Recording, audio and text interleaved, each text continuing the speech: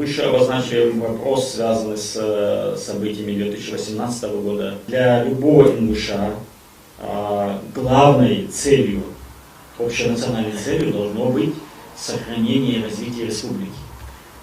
С моей точки зрения нет ничего более важного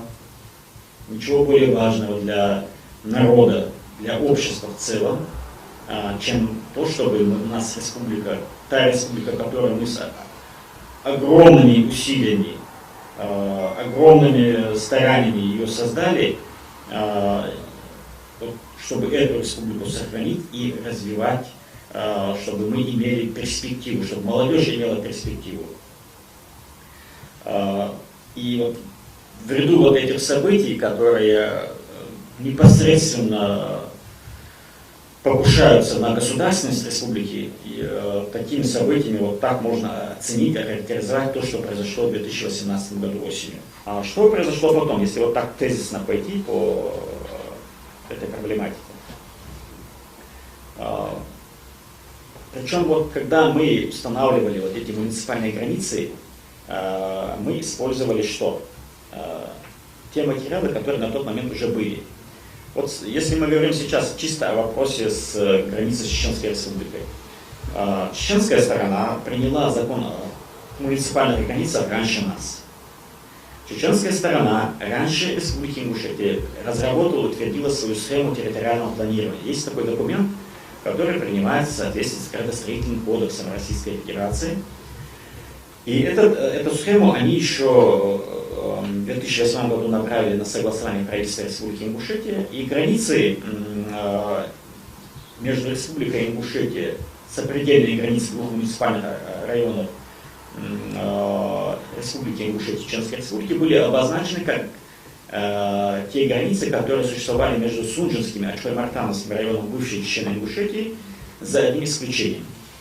Основываясь на протоколе Кадырова-Зязикова 2003 года, они включали в состав своего Сунжинского района населенные пункты Серноводск и Асиновскую, а во всем остальном граница была очерчена как граница между двумя районами, Сунжинским районом и Ачхой-Мартановским районом Чечено-Ингушетии. И точно так же эта граница была и не воспроизведена в законе своем 6 РЗ Чеченской Республики. И мы, когда устанавливали нашу границу Сунжинского района, сопредельного с Ачхой-Мартановским и одноименным Сунжинским районом Чеченской Республики, исходили из той границы, которая на тот момент сложилась. И никаких споров на тот момент, никаких требований от органов власти соседнего региона, потому что мы якобы каким-то образом неправильно определили эту границу, не было.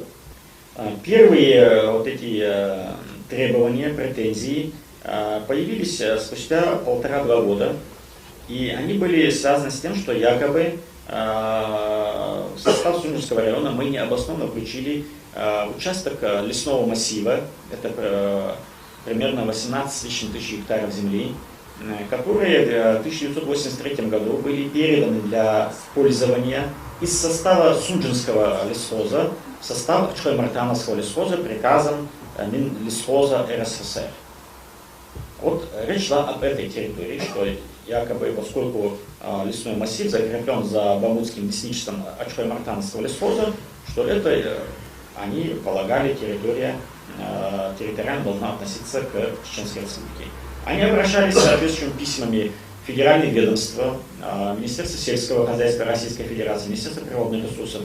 У нас все эти документы есть. И есть заключение этих ведомств о том, что эти требования не обоснованы, о том, что передача земель лесного массива в пользование от одного субъекта хозяйствующего другому субъекту никак не влечет изменений границ между субъектами и даже районами.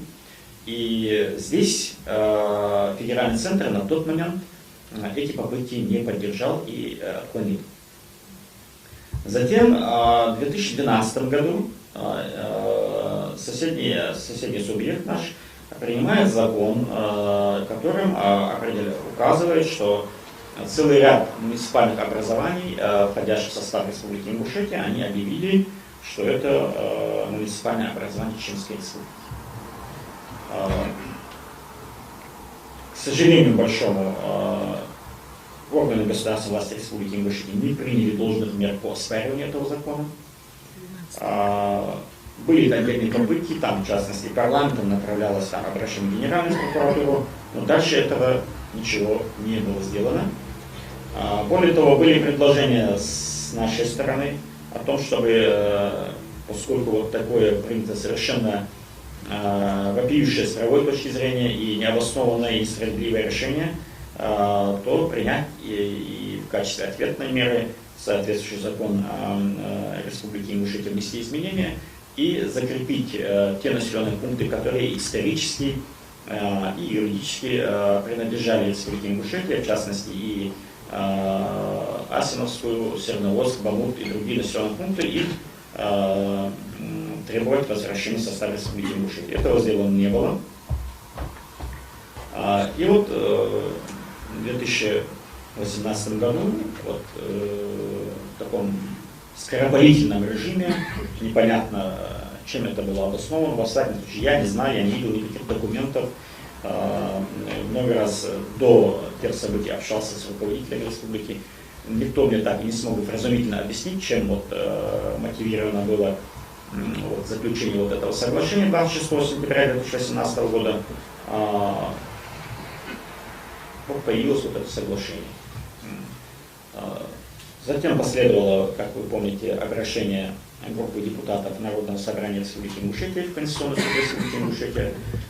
И 30 октября 2018 года мы разгласили постановление. Я уже говорил, средства массовой информации по данному постановлению. Здесь все было очевидно. Абсолютно очевидно. Я абсолютно со всей ответственностью могу заявить, что в соответствии с законом Республики Ингушетия о референдуме Республики Ингушетия такое соглашение не могло быть утверждено Народным собранием Республики Ингушетия. У них не было полномочий принимать этот закон. Только на референдуме Республики Ингушетия путем голосования народ республики мог принять соответствующее решение. Этот закон до сих пор действует, несмотря на попытку, провалившуюся его изменить в марте 2019 года. И этот закон четко, однозначно предусматривает, что изменение территории или границ Республики Ингушетия влечет необходимость утверждения такого соглашения на референдуме. Наши оппоненты, и в том числе коллеги наши из Федерального конституционного суда, заняли такую позицию, что речь идет не об изменении границ, а об установлении границ. А никто не спорит с этим тезисом. Мы не говорили, мы не вдавались в Конституционный суд Республики Ингушетия вот, проблематику установления или изменения границ. Мы говорили о том, что изменяется территория Республики Ингушетия. Она уменьшается, причем существенно уменьшается. И Конституционный суд, и другие, кто высказывался по поводу этого решения, что вот территория, она якобы не определена. Ничего подобного. Территория определена. И это следует из закона, опять же, 131 федерального закона, который четко говорит, что территория субъекта Российской Федерации разграничивается между территориями поселений. Там есть прямая, четкая, ясная норма об этом. Мы разграничили территорию, та, которая на момент принятия закона находится под юрисдикцией Республики Ингушетия. Мы ее разграничили в 2009 году между муниципальным образованием. Она изменилась в результате подписания соглашения 2018 года? Однозначно изменилась. Следовательно, не касаясь вопроса изменения или установления границ, уменьшение территории Республики Ингушетия влечет необходимость утверждения такого соглашения только на референдуме. Второе принципиальное основание принятия этого решения то, что при изменении территории муниципальных образований Конституция Российской Федерации, Конституция Республики Ингушетия, федеральный закон, республиканский закон требуют учета мнения населения этих муниципальных образований. Никто при подписании соглашения в 2018 году мнение наших населения тех муниципальных образований, территории которых изменились, не спрашивал и не выявлял не только даже население, но даже представительных органов этих муниципальных образований. ни одном муниципальном образовании этот вопрос не был рассмотрен, и представительным органам не было дано согласие на изменение территории. И третье принципиальное основание принятия этого решения, оно заключается в том, что при принятии Народным собранием Республики Ингушетия закона об утверждении соглашения были грубым образом нарушена процедура принятия этого закона. Никогда, я вас уверяю, я смотрел специально, ни в Советском Союзе, ни в Российской Федерации, ни в современной России ни один закон не был принят тайным голосованием. Вот если вы найдете, поищите, скажите мне, когда какой закон был, вот, начиная вот с того момента, как в России начали приниматься законы Государственным Советом, по сей день, чтобы один закон был принят тайным голосованием кроме этого закона. И не было этой нормы, и нет до сих пор этой нормы на регламенте Народного собрания, которая допускает возможность принятия закона тайным голосованием. Это раз. Второе, поскольку из нашего первого тезиса о необходимости проведения референдума вытекает, что парламент вообще не правомочен этот вопрос рассматривать, то есть сам закон принятия его является абсолютно с правовой точки зрения нелегитимным. Вот поэтому Конституционный суд Республики Ингушетия принял то решение, которое было принято. И тут после того, как мы все знаем прекрасно, что после этого последовало обращение главы Республики Ингушетия в Конституционный суд Российской Федерации, который фактически обжаловал решение Конституционного суда Республики Ингушетия, чего делать по закону нельзя. Дело в том, что в соответствии с федеральным конституционным законом о судебной системе Российской Федерации решения, принятые конституционными уставными судами субъектов Российской Федерации, не могут быть пересмотрены единым судом. Просто не могут быть. Ни Конституционным судом Российской Федерации, ни даже Европейским судом, никем. Таков закон. И пока этот закон не изменен, то никто не может принимать там решения. Они себе это право придумали, они часто такое делают, кстати, и написали вот это, издали вот это решение. С юридической точки зрения абсолютно ничтожное решение.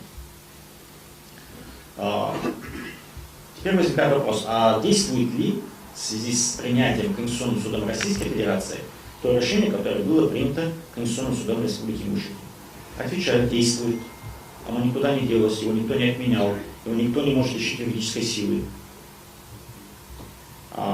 И с этой точки зрения, поскольку я говорю чисто о юридической стороне вопроса, а не о фактической, и в этой связи, поскольку закон Республики Ингушетия был признан несоответствующим Конституции Республики Ингушетия, а решение Конституционного суда Республики Ингушетия вступает в силу немедленно после его провозглашения, а провозглашено оно было с 30 октября 2018 года, то с этого момента, с того дня, этот закон является ничтожным и не имеющим юридической силы. Следовательно, то соглашение, которое подписано в 2018 году главами Чеченской Республики, Ингушетии, Чеченской Республики, оно не имеет юридической силы. Кто бы, что бы, какие документы по нему не принимал. Это чисто правовая точка зрения. Я, конечно, не могу говорить о политической составляющей, мой судейский статус меня об этом ограничивает. Я говорю чисто о юридической стороне вопроса. И наша задача, в первую очередь, и Института гражданского общества, чтобы мы заняли вот такую принципиальную, однозначную, четкую позицию. И ни в коей мере от этой позиции не отходили.